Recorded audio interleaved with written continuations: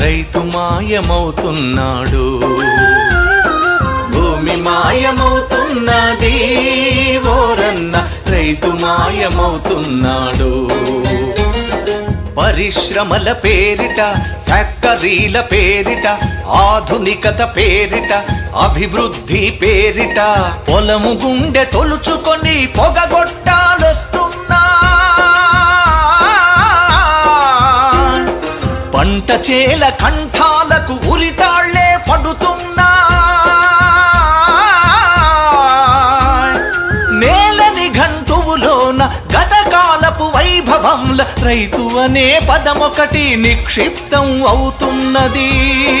రైతు అనే పదమొకటి నిక్షిప్తం అవుతున్నది. భూమి మాయమవుతున్నది ఓరన్న, రైతు మాయమవుతున్నాడు.